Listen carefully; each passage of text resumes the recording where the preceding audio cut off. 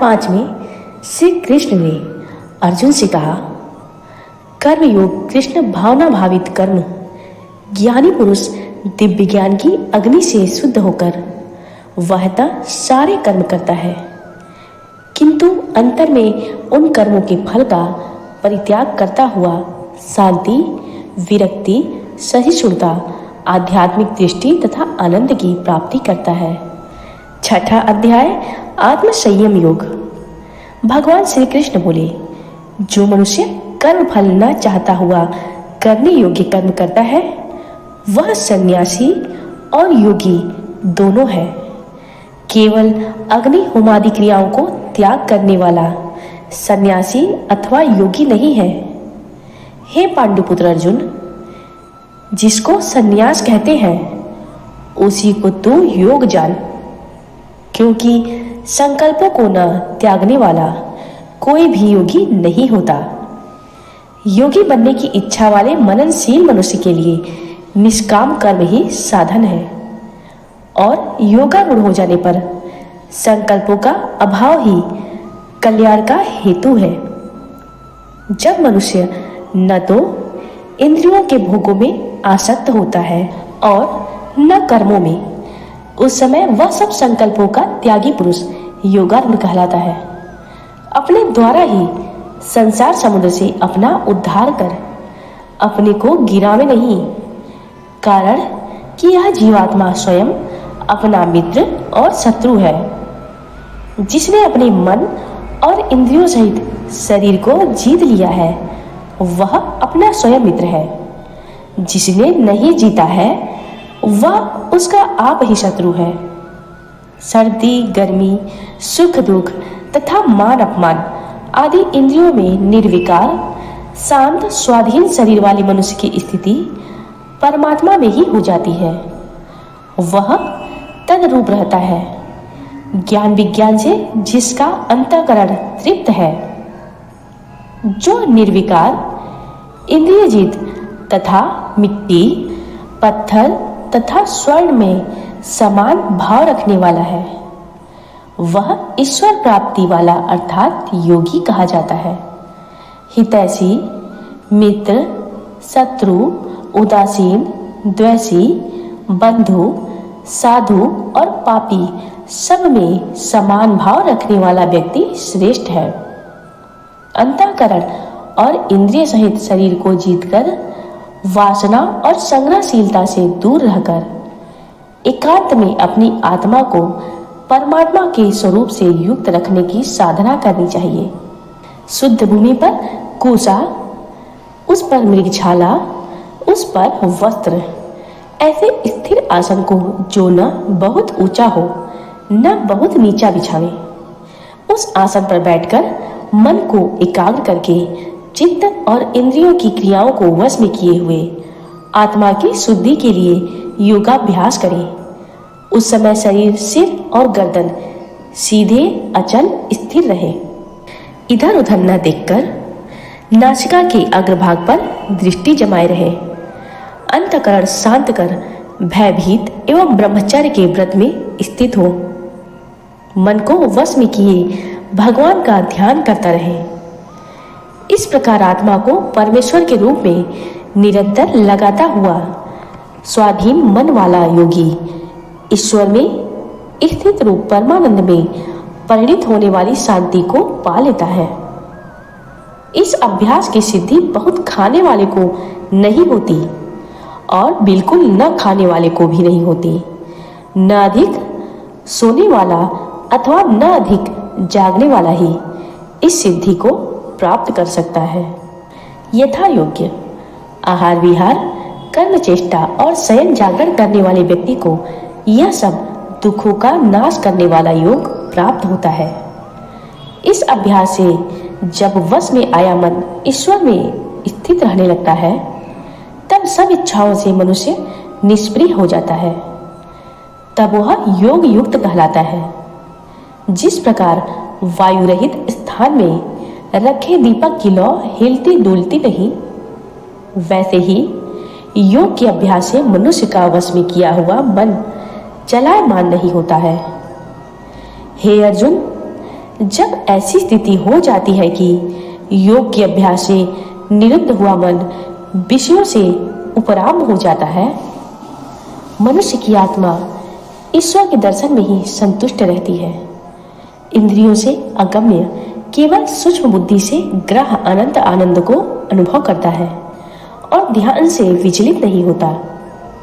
इस सिद्धि लाभ से अधिक लाभ को बड़ा नहीं मानता और भारी दुख से इस सिद्धि को नहीं छोड़ता। तब उस दुख संयोग से रहित स्थिति को योग समझना चाहिए। यह योग बिना घबराए हुए निश्चय के साथ साधना चाहिए। संकल्प से उत्पन्न होने वाली सब कामनाओं को छोड़कर मन से सब इंद्रियों को भली प्रकार वश में करता हुआ, क्रमशः अभ्यास करता हुआ, धीरज और ध्यानपूर्वक विषयों से उपराम हो चित्त को ईश्वर के स्वरूप में लगाकर किसी दूसरे ओर न जाने दे। चंचल और स्थिर मन जिधर निकल जावे उधर से फिर फेर कर ईश्वर में ही स्थिर करे। जब मन शांत हो जाता है तब उस पाप से रहित रजोगुण विरहित योगी को ब्रह्मस्वरूप अति उत्तम आनंद प्राप्त होता है। पाप से रहित योगी इस प्रकार योग प्राप्त करता हुआ ईश्वर की प्राप्ति रूपी आनंद को प्राप्त करता है। हे अर्जुन, इस प्रकार योगाभ्यास के द्वारा ईश्वर से युक्त आत्मा वाला पुरुष सब में समदर्शी होकर सब प्राणियों का अपनी सर्वव्यापी आत्मा में और आत्मा का भूतों में अनुभव करता है। जो पुरुष सब भूतों में सबके आत्मा रूप ईश्वर को अनुभव कर लेता है, वह ईश्वर में सब प्राणियों की स्थिति को जान लेता है।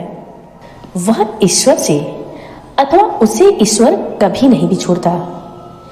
जो पुरुष सब प्राणियों में स्थित परमात्मा का ध्यान करता है, वह योगी सब कुछ करता हुआ भी परमात्मा में स्थिर रहता है। हे अर्जुन, जो पुरुष सुख और दुख को भी अपने समान सब में देखता है, वह सर्वश्रेष्ठ योगी है। यह सब सुनकर अर्जुन ने कहा, हे मधुसूदन, आपने जिस समत्व योग सिद्धि का वर्णन किया है, वह तो मन के चंचल स्वभाव के कारण देर तक सिद्ध नहीं रह सकेगा। हे कृष्ण, मन बड़ा चंचल, हठी, बलवान और दृढ़ है। उसका रोकना तो वायु को रोकने के समान अति दुष्कर कार्य है। श्री कृष्ण भगवान ने इनके उत्तर में कहा, हे महाबाहो, निसंदेह मन चंचल है और कठिनता से वश में आने वाला है, परंतु अभ्यास और वैराग्य से यह वश में आता है। जो अपने मन को वश में नहीं कर सकता, उसके लिए तो योग की प्राप्ति कठिन है। मन को वश में करके मनुष्य साधन और यत्न से परमात्मा में स्थित रूप योग को पा सकता है। अर्जुन ने श्री कृष्ण से फिर पूछा, जो मनुष्य श्रद्धालु हो परंतु योग का अभ्यास करते हुए मन को वश में न रख सके, वह योग सिद्धि तक न पहुंचकर किस गति को प्राप्त करता है? कहीं ऐसा तो नहीं कि भगवत प्राप्ति के मार्ग से भटका हुआ कहीं भी न पहुंचकर छिन्न भिन्न बादल की भांति सांसारिक भोगों और भगवत प्राप्ति दोनों से ही हाथ धो बैठता हो? हे कृष्ण, मेरा यह संशय आप ही मिटा सकते हैं और दूसरा कोई व्यक्ति नहीं। भगवान ने कहा, हे अर्जुन, ऐसे पुरुष के लिए इस लोक और परलोक दोनों में स्थान है। हे प्यारे, शुभ कर्म करने वालों की कभी दुर्गति नहीं होती। योग भ्रष्ट पुरुष पूरे लोकों में वर्षों निवास कर शुद्ध आचरण वाले श्रीमान मनुष्यों के घर जन्म लेता है, अथवा वह ज्ञानवान योगियों के घर उत्पन्न होता है, परंतु यह जन्म अति दुर्लभ है। इस प्रकार दोनों में कहीं भी जन्म लेकर पुरुष को पूर्व शरीर से संबंध, समत्व बुद्धि, संस्कार स्वभावता प्राप्त होता है। हे अर्जुन, वह फिर सिद्धि के प्रयत्न करने लगता है। वह पूर्व जन्म में योग भ्रष्ट पुरुष संस्कारों के कारण स्वतः योग सिद्धि के मार्ग में चलता है। योग के इस जिज्ञासु को उपदेश की आवश्यकता नहीं होती। इस प्रकार प्रयत्न से यत्न करने पर पाप से रहित हो योगी बनता है। यह सिद्धि अनेक जन्मों में प्राप्त होती है। सिद्धि प्राप्त होने पर ईश्वर के स्वरूप में लीन होता है। हे अर्जुन, योगी पुरुष तपस्वी, ज्ञानी और सकाम कर्मों के कर्ताओं से अधिक श्रेष्ठ है। अतएव तो योगी बन। योगियों में भी जो योगी अपनी आत्मा को ईश्वर के स्वरूप में स्थापित कर श्रद्धा पूर्वक भगवान का ध्यान करता है, वह परम श्रेष्ठ योगी है। जय श्री कृष्ण, जय वासुदेव। छठे अध्याय का महात्म्य। श्री नारायण जी बोले, हे लक्ष्मी, छठे अध्याय का महात्म्य सुनो। गोदावरी नदी के तट पर एक जामश्रुति नामक धर्मज्ञ राजा राज्य करता था। एक दिन उसके नगर में कुछ हंस उड़ते हुए आ निकले। उनमें से एक हंस बैठते ही उड़ गया तो पंडितों ने कहा, हे हंस, क्या तू राजा जामश्रुति से भी पहले स्वर्ग जाना चाहता है? हंस बोला, इस राजा से श्रेष्ठ एक रयक मुनि है, वह बैकुंठ का अधिकारी होगा। हंस तो यह कहकर उड़ गया, किंतु राजा के मन में इच्छा हुई कि ऐसे रयक मुनि के दर्शन करने चाहिए। वह रथ जुड़वाकर काशी, द्वारिका आदि चारों धामों में भ्रमण करता रहा, किंतु रयक मुनि का पता न चला। फिर वह उत्तर दिशा को गया, उसका रथ आगे न चला। उसने समझ लिया कि यहाँ रयक मुनि अवश्य होंगे। राजा आगे बढ़ा।